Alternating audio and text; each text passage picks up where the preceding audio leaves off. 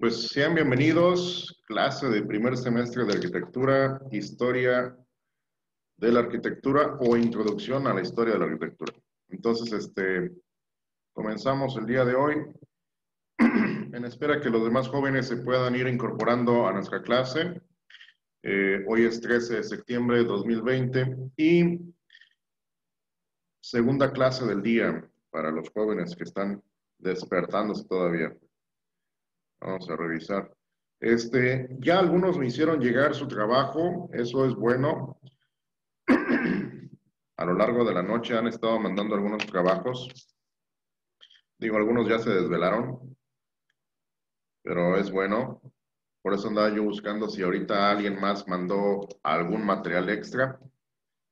Les quiero decir que de alguna forma me da gusto que sí se hayan atrevido a hacer sus actividades. Eso habla ya muy bien de ustedes porque al fin y al cabo, pues tienen un compromiso personal, o sea, con ustedes mismos, de irse preparando.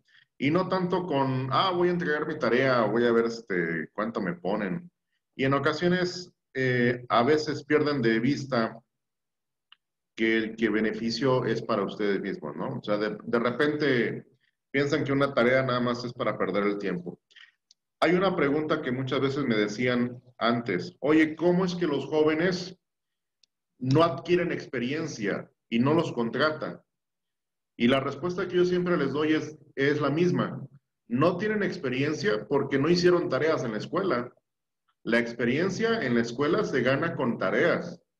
Entonces, si tú sales al campo laboral, si tú sales a buscar trabajo, ya llevas experiencia siempre y cuando hiciste tareas, siempre y cuando pedías hacer tareas. Muchas veces los alumnos dicen, qué bueno que no nos dejaron tarea. No, qué malo, porque estamos perdiendo experiencias. Entonces, no lo vean. Muy buenos días a todos los que se están conectando. Mi recomendación es no vean las tareas como, qué malo, nos dejaron tarea en todas las materias. Al contrario, vuelvo a repetir, véanlo como nos dejaron practicar, nos dejaron experiencias, nos dejaron regarla, porque en la escuela podemos regarla y podemos corregirlo y estar preguntando si vamos bien o si vamos mal. Y eso es muy bueno, porque son experiencias. Cuando los propios alumnos dicen, no vamos a entrar a clases, nos vamos a ir de pinta, no entregamos tareas a nadie para que nadie nos califique, se están perdiendo de experiencias y cuando salen al campo laboral, esas experiencias no existen y por esa razón cuando alguien les quiere entregar un proyecto, no lo pueden hacer. Mi recomendación siempre va a ser eso, jóvenes. Las experiencias que tengan, o sea, las tareas que tengan, procuren hacerlas. Es una experiencia que nunca se las van a quitar. A mí me tocó muchas tareas en la UNACH, muchos estuvieron ahí en la UNACH. A mí me tocó desvelos 3 o 4 días sin dormir. Claro, yo tenía alrededor de 18, 19 años y podía aguantar esos desvelos. Hoy día ya, al segundo día de desvelo, yo ya estoy como guajolote a medio morir. Yo ya no aguanto como antes. A pesar de que mi ritmo de trabajo es en la noche, y se los menciono porque de repente a mí se me ocurre mandarles información en la noche, 1 o 2 de la mañana, y y los jóvenes que apenas me conocen me dicen, oiga, ¿quién está despierto a las 2 de la mañana? Estoy despierto hasta las 4 o 5 de la mañana, pero es mi ritmo de trabajo. Casi siempre, un 80% es mi ritmo de trabajo así. Entonces, para mí es normal mandar material a la 1, 2 de la mañana, 3 de la mañana. Pero ya todos los demás jóvenes que ya están aquí en la carrera, pues ya me conocen, dices, está despierto el arquitecto. Entonces, a eso me refiero. Les voy a pedir que eso lo tomen como importancia, de que cada materia, si hay una tarea, procuren tomarlo como experiencia. Si no les dejan tarea, exíjanla. Arqui, Inge, nos puede dar un ejercicio para practicar, porque digo, quiero prepararme bien, o sea, a mí no me beneficia que no me dejen ejercicio. Es pesado por el trabajo, por el desvelo, por los hijos, por todo. Pero es preferible tener una experiencia donde yo pueda regarla, donde me salga barato regarla, por así decirlo, y al final, pues tengamos un beneficio de aprendizaje, ¿no?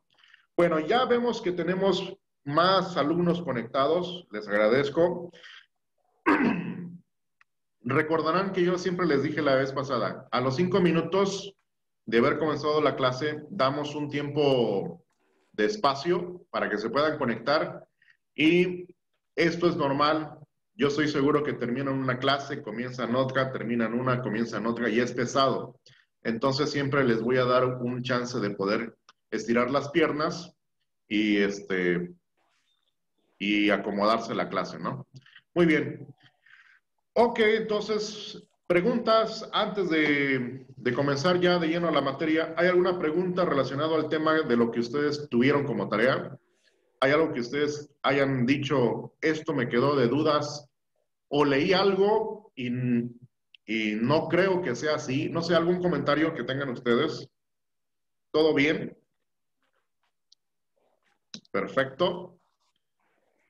Les voy a decir más o menos de quiénes tengo algunos trabajos para que más o menos pues se den una idea.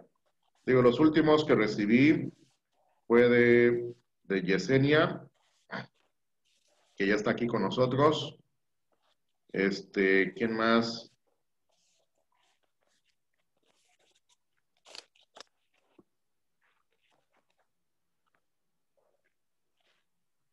Tengo un número que no identifico de quién sea.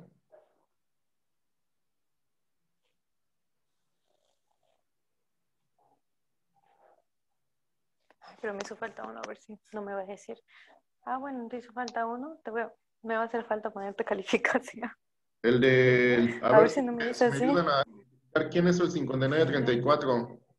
Es uno de estos. 5934, ¿quién es? ¿Quién termina su número telefónico así? Porque ese sí no sé quién es. Nadie sabe. Yes. ¿Sabes quién es No, ya no me da 5934? tiempo. Bueno, otra de las cosas, si van a mandar su tarea, póngale nombre. No dice nombre. Lo estoy tratando de leer. Este,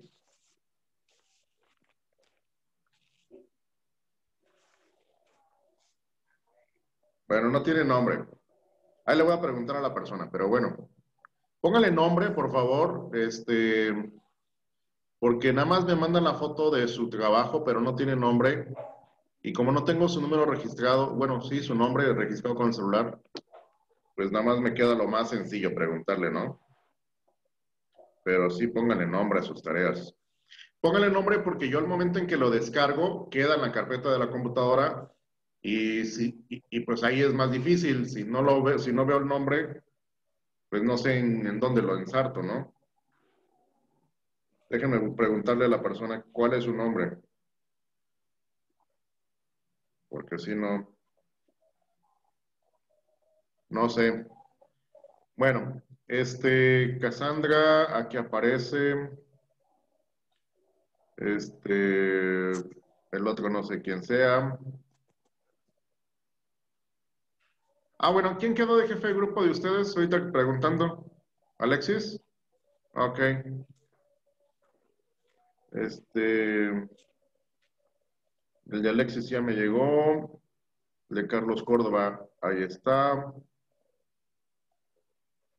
Bueno, sale, vale. Sí, tengo como dos números que nada más que no tengo registrados, pero los demás sí ya los había registrado. Ah, dice que es Miguel Arcángel. Ah, pues ahí está. Bueno,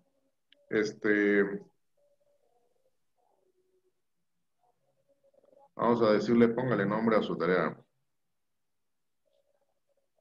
Espérame tantito, todo esto es algo muy artesanal. Bueno, ahí está. Ya no voy a dedicarme más al teléfono, si no, no voy a salir de acá.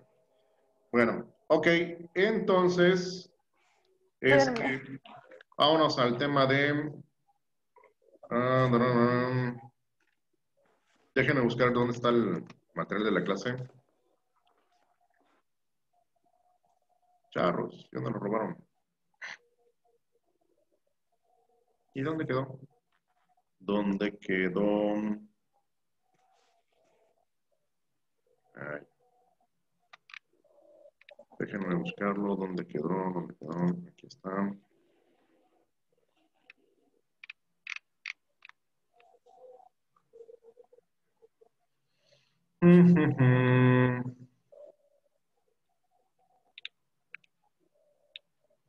Ay, ay, ay. ¿Qué clase tuvieron antes de la mía?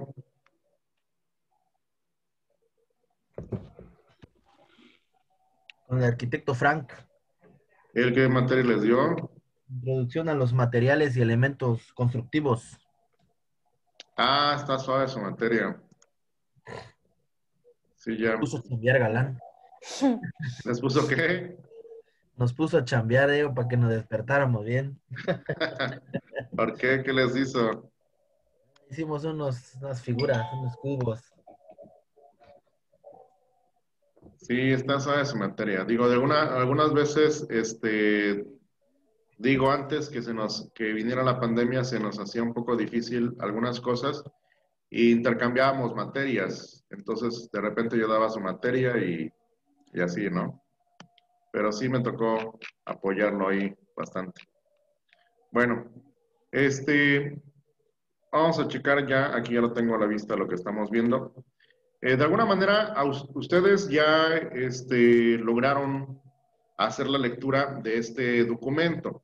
Si se dan cuenta, fue bastante sencillo. Prácticamente 2, 3 paginitas, no es muy cansado. Es para calentar motores porque viene una etapa en la cual tenemos que leer mucho. Yo no tengo una idea de cuánto les gusta leer, pero sí les puedo decir que hay que leer bastante como profesionistas. Debemos de procurar leer bastante y ahí poder interpretar de una manera correcta. Para no ahondar mucho, en el caso de Egipto, ¿cuál es la importancia en la arquitectura? Prácticamente Egipto no es el inicio de la arquitectura, eso es algo que hay que mencionar. Muchas veces los libros de historia comienzan siempre con esta cultura. Sin embargo, vuelvo a repetir, comienzan con esta cultura porque hay vestigios de una manera exagerada, hay pirámides, hay escritos, hay tumbas, hay historias. Entonces comienzan con algo que dicen es fácil de poder encontrar.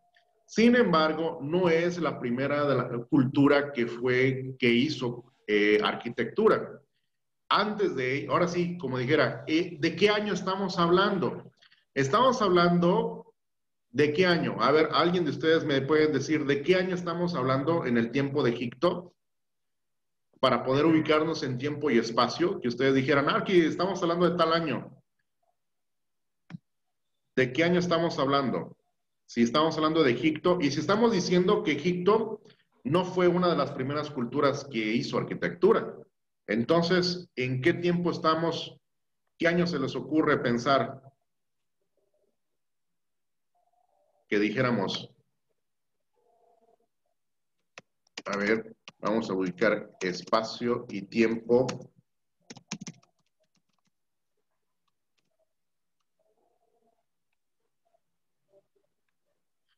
Estoy buscando por acá, más o menos,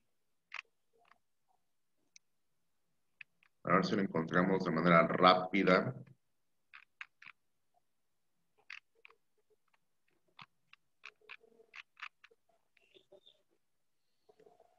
Se los voy a compartir más o menos. ¿De qué tiempo estamos hablando de Egipto? Dice, cronología del Antiguo Egipto. La cronología del Antiguo Egipto, un periodo histórico, ¿sí?, de más de 3000 años, ha sufrido modificaciones a lo largo del tiempo, fundamentalmente en los primeros periodos. como consecuencia de los continuos descubrimientos arqueológicos. Ahí es donde yo voy. Gracias a esos descubrimientos arqueológicos, Egipto siempre va a aparecer en la historia de la arquitectura. Sin embargo, vuelvo a remarcar, no fueron los primeros que hicieron arquitectura. Entonces, ¿cuándo se considera que hubo arquitectura si no fueron los primeros? Recordemos que dentro del proceso de la raza humana, y donde en el momento en que se supone que dejamos de ser monos, por así decirlo, y nos convertimos en Homo sapiens, a partir de ahí el Homo sapiens empieza a buscar las cavernas y tenemos a las pinturas rupestres como primer vestigio de una arquitectura, simplemente ubicando un espacio, una caverna, y que sirviera de protección hacia los animales que se encontraban, pues ahora sí, en todo el planeta, ¿no? Ahora, muchas veces dirán, es que la arquitectura se tiene que construir. En realidad sí y en realidad no. Una arquitectura, o más bien, ¿a qué se refiere arquitectura? Arquitectura es el manejo del espacio. En pocas palabras, así, sin ir a tantas exposiciones, arquitectura es el manejo adecuado del espacio. Si tú como arquitecto manejas bien el espacio, quiere decir que eres como un mago que puede dominar el espacio, que puede encontrarle uso, una función, y puedes dominar ese espacio. Si tú lo sabes dominar, vas por buen camino. Si no le encuentras qué hacer con ese espacio, quiere decir que no te sientes a gusto con esa actividad. Ahora, de esta forma, al dominar el espacio que era una caverna, empieza la arquitectura desde ese momento. No necesariamente tuvo que hacer el agujero, tuvo que hacer la caverna, o sea, no necesariamente tuvo que hacer todo el proceso, pero sí tuvo que adueñarse de esa caverna y a partir de ahí convertirla en su hogar. Ahí formaba a su familia, ahí cuidaba a su clan, como ellos le decían. Pero algo muy importante en el proceso del ser humano, en las cavernas todavía no era una persona que se quedara en un solo lugar. ¿Cómo se les llama a esas personas que van de un lugar a otro? Nómadas. Nómadas. Nómadas, exactamente. Entonces, eran una raza nómada. Y cuando el ser humano dice, bueno, esta cueva ya no me gustó, ya es otro estilo, deja sus pinturas rupestres y se va para otro lado. Al final, el ser humano empieza a darse cuenta que ya el ser nómada ya no era funcional y empieza a decir, ¿sabes qué? Hay que buscar agua. Primer punto, hay que buscar agua. Hay que buscar un lugar donde vamos a refugiarnos de una manera más permanente y a nuestro gusto. Empiezan a ser sedentarios. A partir de ahí, ¿qué tuvieron que verse obligados a hacer o a descubrir? Famosas películas como 10,000 años antes de Cristo, donde nos mirábamos que cazaban mamuts y que ya estaban en grupos, nos dan una idea más o menos, incluso la película infantil de los Groots, los que ya por ahí son tienen hijos pequeñitos, y a ustedes les tocó ver la película de los Groots, todavía creo yo, prácticamente nos da una idea de cómo cambió de sedentario a alguien que buscaba animales que domesticar, procesos por los cuales tenía que comer, algunos eran pescadores, otros eran cazadores, y se empezaron a dividir las clases y las actividades. Al dividirse clases y actividades, ahí comienza la arquitectura para diferente estilo de vida de persona. La casa que era del pescador no era la misma casa que era del cazador. La casa del cazador no era la misma casa del artesano. Eran diferentes formas de casa porque uno tenía un taller de alfarero, otro tenía su taller posiblemente de armas, de lanzas para poder cazar, Y cada vivienda que empezaba a surgir como tipo fraccionamiento, por así decirlo, tenía usos y costumbres diferentes. A partir de ahí se puede mencionar que la arquitectura empieza a tomar ya un eslogan como algo que dijera, somos de los cazadores, somos la familia de los cazadores, somos la familia de los que les gusta conservar semillas, somos el grupo de la familia, y cada uno empezó a tener una arquitectura diferente. Eso es algo que hay que mencionar.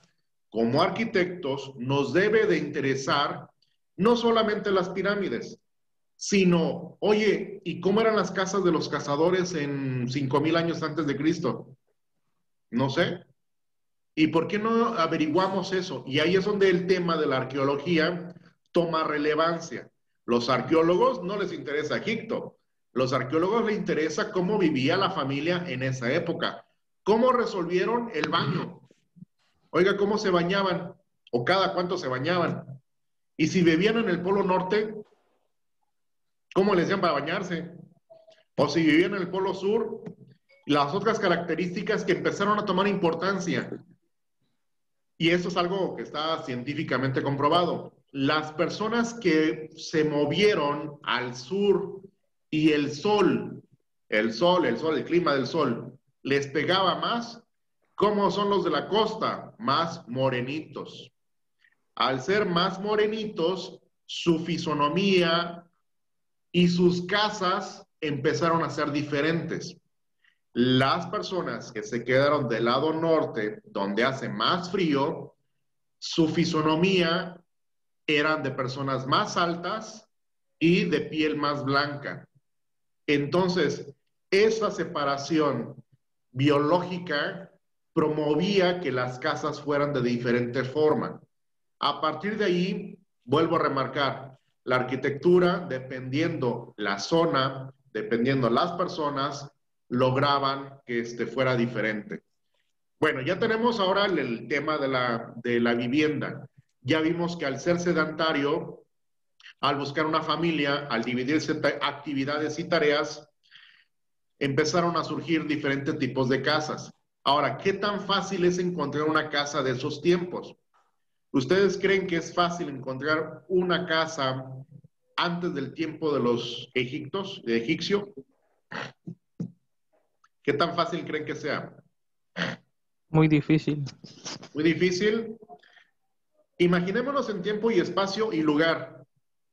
Si estamos hablando de ese tipo de viviendas, ¿dónde se van a ubicar? ¿Estarán aquí en Chiapas? ¿Estarán allá en Estados Unidos? ¿Dónde creen que podamos encontrar? ¿Estarán en China? ¿Dónde creen que podamos encontrar esas primeras casas? Si lográsemos encontrarlas. Si Discovery Channel nos dice, arquitecto, las casas que usted anda buscando están en tal parte del mundo, ¿en dónde creen que podamos encontrarlas?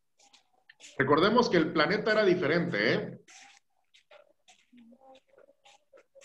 Y estamos hablando de la historia de la arquitectura que comenzaba con casas. ¿Dónde creen que puedan encontrarse esas casas? ¿En qué parte del planeta? Antes de los egipcios. Búsquenle por ahí, hagan el globo terráqueo. ¡Pum! Y digan, a mí se me ocurre que las casas, digo, soy arquitecto, voy a buscar la primera casa, por así decirlo, más antigua del mundo. ¿Dónde creen que se les ocurre? ¿En qué Las parte del montañas. planeta? Mándame. En las montañas. ¿Pero en qué parte del planeta? O sea, Pues, si me voy a Brasil, a China, ¿a dónde? mal recuerdo, en los libros decía que habían cruzado el estrecho de Bering, ¿no? Entonces me imagino que tal vez por ahí. Sí, exactamente. Bueno, pero ahí fue cuando cruzaron. Pero, ¿y si venían cruzando, de dónde estaban entonces?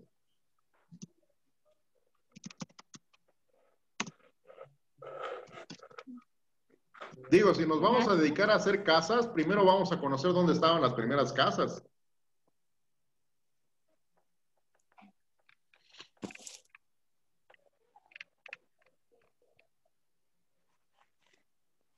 ¿Dónde creen?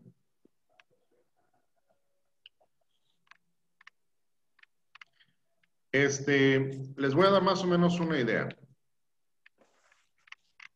Ahorita les voy a compartir aquí.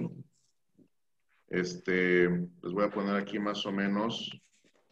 Esto como tema de arquitectura es muy importante imaginarnos porque se supone que somos especialistas en vivienda y si no conocemos cuál fue la vivienda más antigua, pues entonces andamos un poquito perdidos en la historia, ahora sí. Dice, la obra de arquitectura más antigua del mundo cuenta con una nueva historia, ¿sí?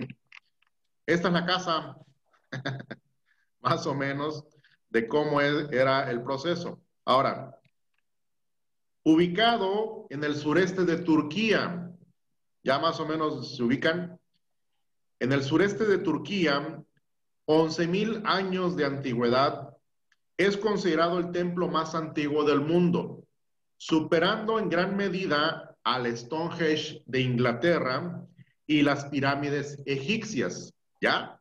¿Hasta por ahí vamos bien? ¿Dónde queda entonces? En Turquía, ¿no? Turquía. Y tiene Turquía. más de 11.000 años de antigüedad, superando a las pirámides de Stonehenge y a las pirámides egipcias.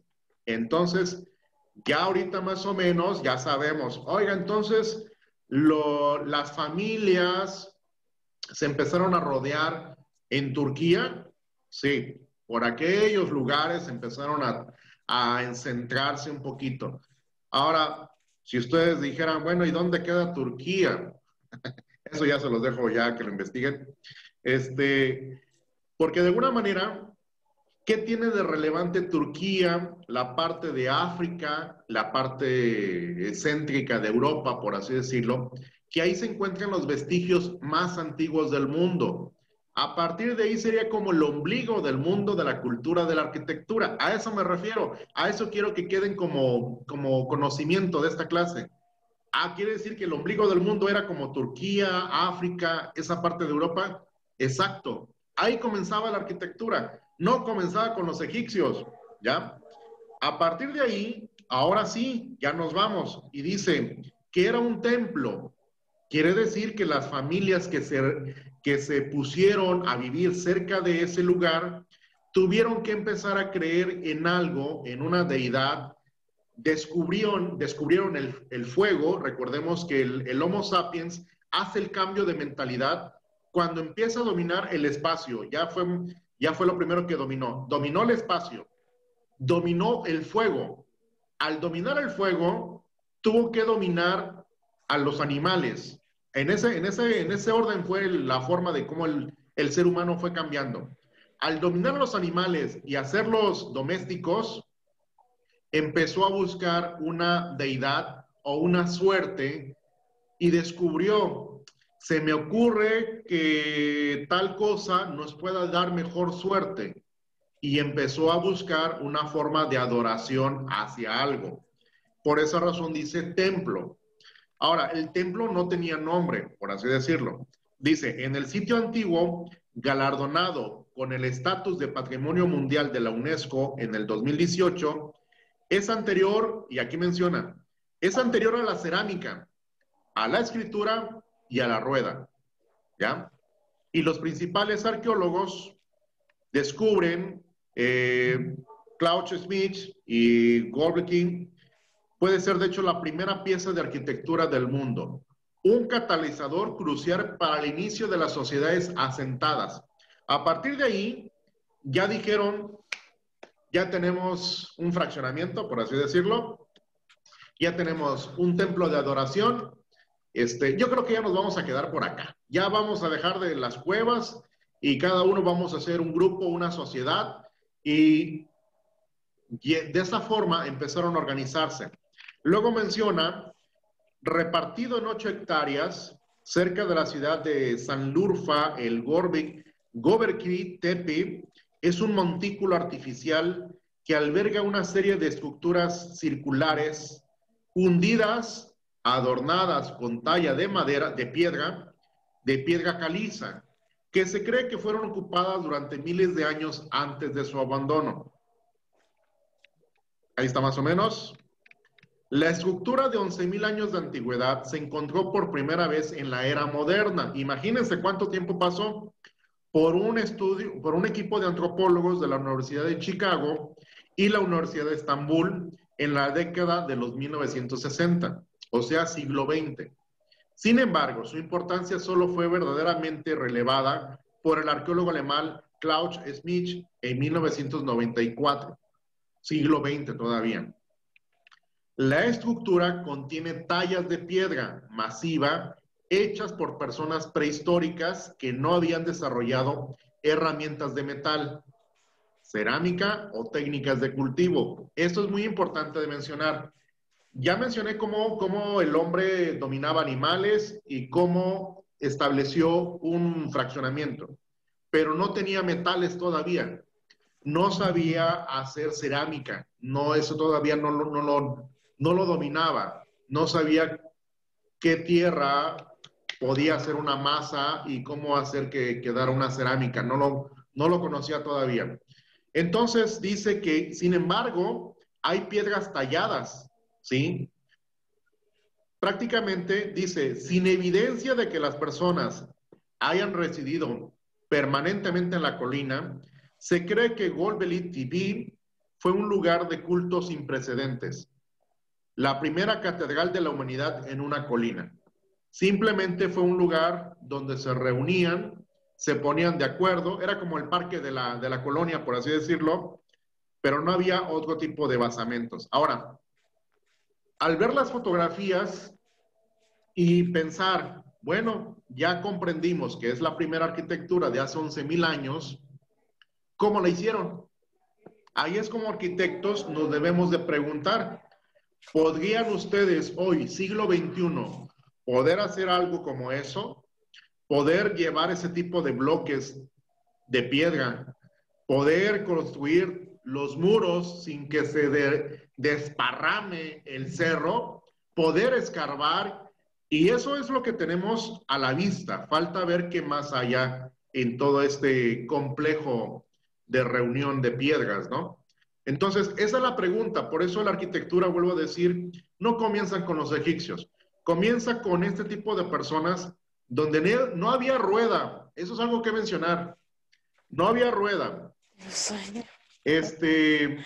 Las piedritas las tuvieron que llevar con animales domesticados. Imaginémonos un dinosaurio, no sé. Sí, algo con que hacer que el animalito nos obedezca. Y yo estoy seguro que no era un animalito pequeño. O sea, era un animalote. O varios animales, no sé, mamuts. No lo sé. Pero me pongo a pensar cómo hicieron para mover. Yo me imagino que el mamut, por así decirlo, lo dejaba en la orilla o en la esquinita del terreno y a partir de ahí llevarlo arrastrando con personas hasta su lugar donde debía de quedar. ¿Ya? Ese es un proceso arquitectónico que ustedes tienen que verlo como logística de trabajo. Segundo punto que tomar en esta imagen. ¿A quién se le ocurrió el diseño? O sea, ¿quién fue el buenazo que dijo, pongan aquí la piedra, por favor, la otra va del otro lado, la otra me la pones del otro lado, y vamos, ya tengo más o menos el diseño. Ya, no le decían arquitecto al que hizo esa casa, bueno, ese templo. ¿A quién se le ocurrió el diseño? ¿Quién fue el buenazo? Entonces, a raíz de eso, como no hay registro, como no hay el nombre en una piedra que diga, aquí estuvo Pepe el Toro y este fue el que diseñó todo, o sea, no hay registros, por esa razón la historia no lo considera como parte de la arquitectura, porque dice, ¿a quién le vamos a rendir honores por ser el arquitecto, por haber construido esto? Por esa razón, los libros de historia de la arquitectura sí encontraron un nombre, en este caso Imhotep, que era el arquitecto real de Egipto, y dijeron, en Egipto encontramos un nombre, ya encontramos un nombre, ¿cómo se llama? Imhotep. ¿Y ese quién era? Era el arquitecto real del faraón. Ah, bueno, pues fue el primer arquitecto entonces, pero no es cierto. O sea, eso es algo que se suponía que era el primer arquitecto. Sin embargo, al ver esta vivienda de 11,000 años de antigüedad, la pregunta sería, ¿quién fue el arquitecto de este diseño? Si fue uno, fueron dos, fueron tres, ¿y cómo se le ocurrió? ¿En qué momento de estando en su casa se le ocurrió? No podemos hacer un templo. Ah, sí, sí, pero hay que cargar 20 piedras de tal tamaño. Ah, sí. Yo imagino que se les ocurre como, o lo mandan por un tubo. Es como ustedes ahorita fueran a su colonia y le dijeron a sus vecinos, oiga, ¿por qué no hacemos una cancha aquí en el parquecito? Sí, sí, lo hagamos. Sí, pero hay que cargar los tubos en la espalda. Ah, no, así ya no lo hacemos. O sea, no es tan fácil convencer a la comunidad para que te ayude, ¿no? O sea, ¿quién fue el buenazo? Luego después dice, ya antes de que termine esta primera etapa de este video, años de excavación revelaron lentamente columnas de piedra caliza monolítica en formas de T dispuestas en círculos, con columnas inscritas más grandes en su centro, que alcanzaban hasta 5 metros de altura. Imagínense, 5 metros de altura eran esas columnas. ¿Cómo las cargaron?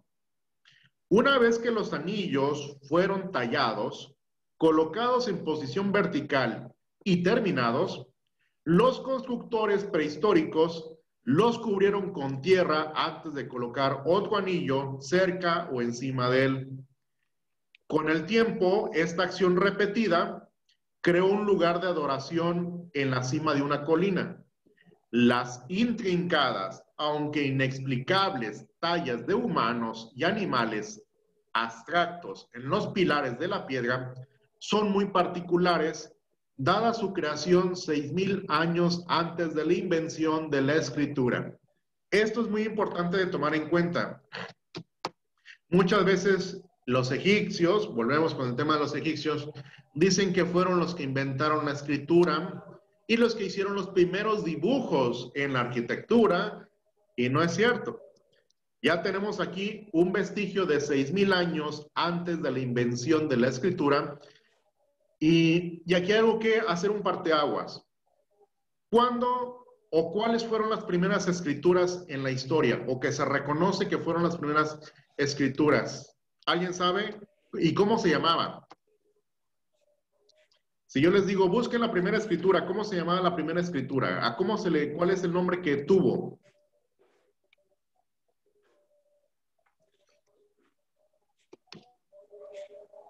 Bueno, les voy a decir rápidamente, se llama escritura cuneiforme. Escritura cuneiforme. Ahorita lo voy a poner por aquí en pantalla. Voy a dejar ya de grabar esta primera clase. Les voy a pedir que se conecten para el resto de la clase y ahorita nos vemos en menos de un minuto. ¿Sale? Ok, dejo de grabar.